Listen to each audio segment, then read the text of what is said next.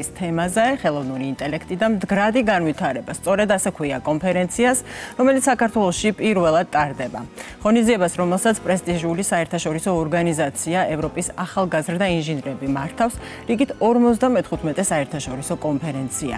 ღონისძიება საქართველოს სამოქალაქო ინჟინერთა საზოგადოების ინიციატივითა და საქართველოს ტექნიკური უნივერსიტეტის ორგანიზებითა და მხარდაჭერით ტარდება.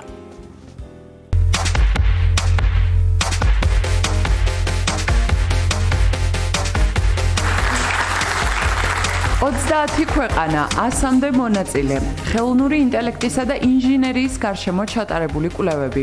პირველად საქართველოში ტექნიკური უნივერსიტეტი 55 საერთაშორისო კონფერენციის მასპინძელია.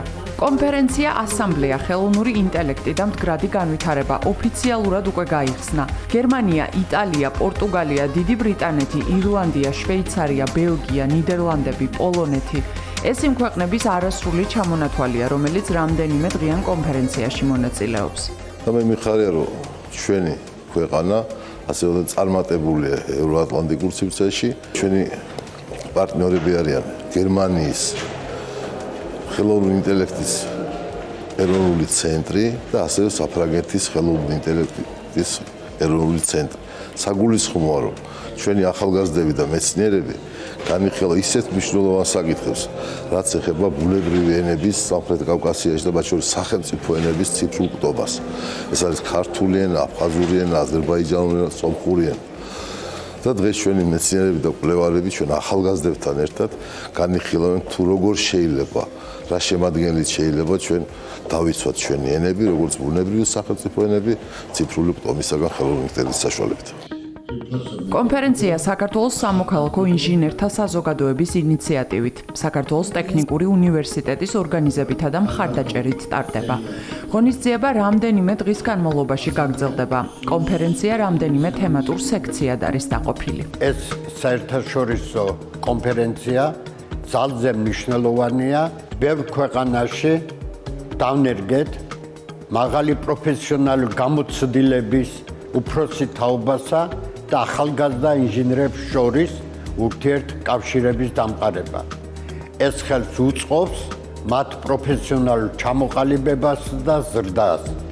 ტექნიკურმა უნივერსიტეტმა უდიდესი წვლილი შეიტანა, რომ საქართველოს სამოქალაქო ინჟინერთა საზოგადოება გახდა ევროპის ახალგაზრდა ინჟინერთა საბჭოს ოფიციალური წევრი.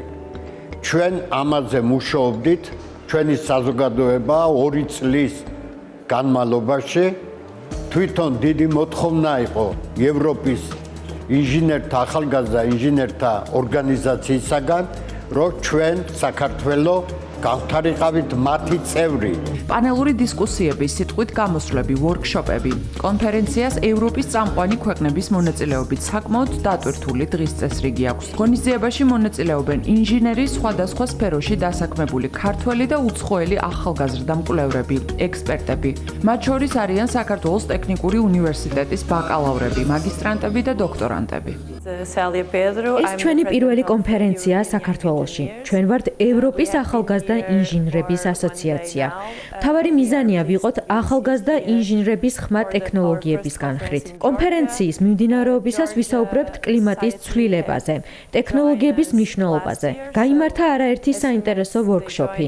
კონფერენციის მონაწილეებმა ერთმანეთს საკუთარი გამოცდილება გავუზიარეთ. ამ კონფერენციას ნამდვილად მნიშვნელოვანი დატვირთვა აქვს იმ ახალგაზრდებისთვის, ვისაც ტექნოლოგიების მიმართულებით სურს პროფესიული განვითარება.